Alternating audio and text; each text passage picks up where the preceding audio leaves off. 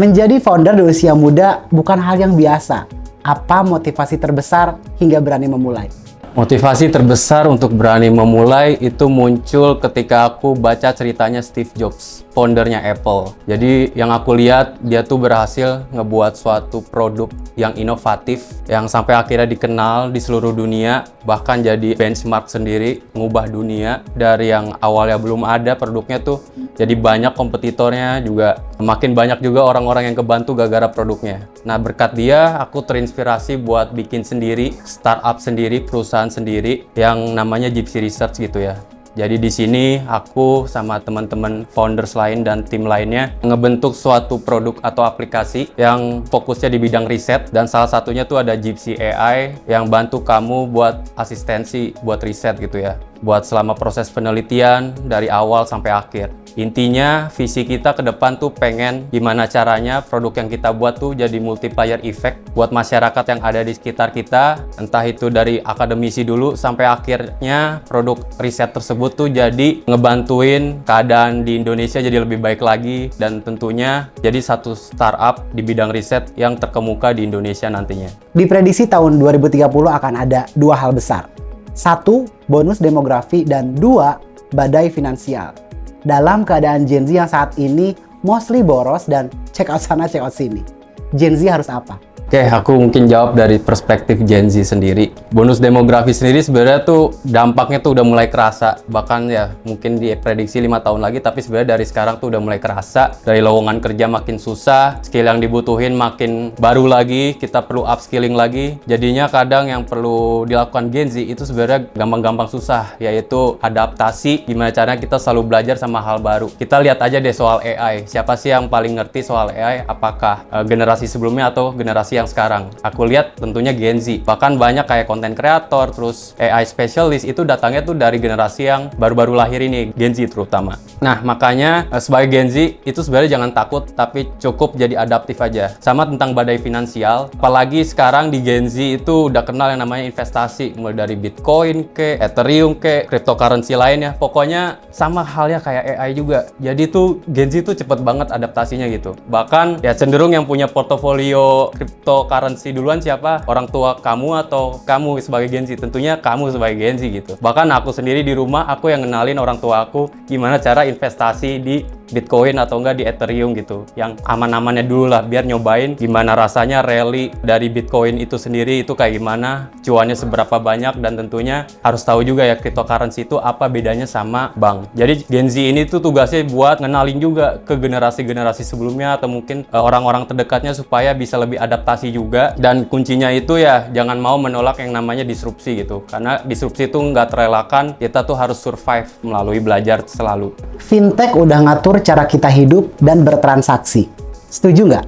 Aku kemarin sempat lihat salah satu produk atau teknologi khasnya dari Indonesia, yaitu Kris. Aku ngelihat Kris ini bahkan sampai ditakutin sama Presiden Trump sendiri, sama orang US-nya sendiri. Saking inovatifnya, saking udah mudah buat dicobain orang-orang Indonesia di sekitarnya. Gampang banget kita pakai transaksi dengan Kris. Itu aja sendiri bahkan jadi bekal lah buat kita, buat pede di masa mendatang itu. Yang namanya fintech tuh di Indonesia akan terus berkembang gitu.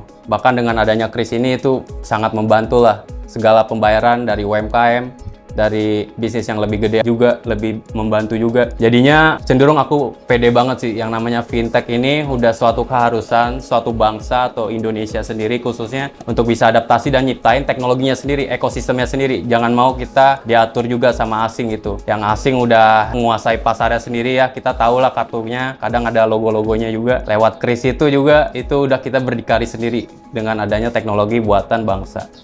Cyber University dikenal sebagai kampus fintech pertama di Indonesia.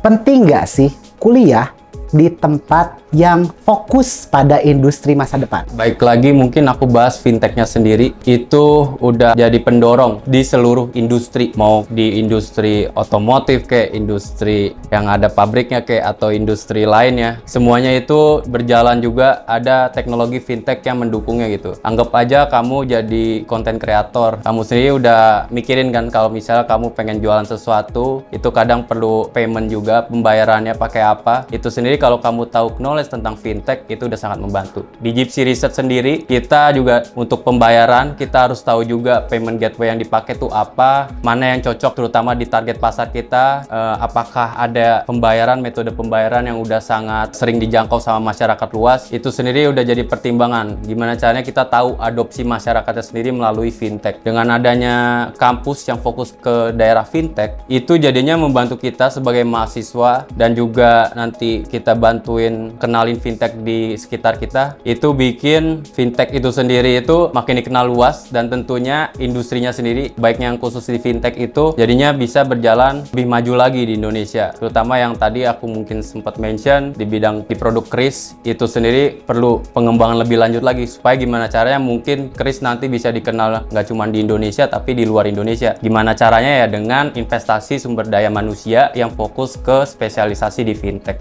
Gimana serunya belajar di Cyber University yang kuliahnya cuma 3 tahun dan 1 tahunnya lagi magang? Satu kata, seru. Karena dengan 3 tahun kuliah 1 tahun magang, itu justru aku dapat banyak pengalaman di industri. Jadi aku bisa dibilang sempat kerja magang tuh di 2 perusahaan. Bahkan sebenarnya aku sempetin juga luangin waktu buat nambah lagi di 1 perusahaan di 1 semester. Cuman itu jadinya aku dapet lah gambaran luas gimana budaya kerja di sana, gimana aku punya senior juga, punya user juga, dan juga aku juga diajarin. Dan aku bersyukur banget aku dapet di perusahaan yang dimana mentornya atau ekosistem yang ada di sekitar aku tuh mendukung banget perkembangan karir aku. Jadi waktu itu aku belajar tentang gimana cara desain UX gitu ya. Jadi aku erat banget lah kaitannya sama startup. Jadi di 2 perusahaan ini tuh aku kerjanya tuh di startup dan aku jadinya tahu gimana cara kerja mereka, sebutuh secepat apa, seadaptif apa supaya market atau industrinya tuh mereka tetap bisa survive gitu ya. Namanya startup, mereka kan bakar duit dulu gitu ya. Gimana caranya mereka cari solusi atau ngevalidasi suatu solusi, gimana buat produk yang bisa menjawab permasalahan dari target marketnya mereka gitu. Dan itu menurut aku asik, bahkan sekarang ke bawah sampai aku buat Gypsy Research sendiri gitu.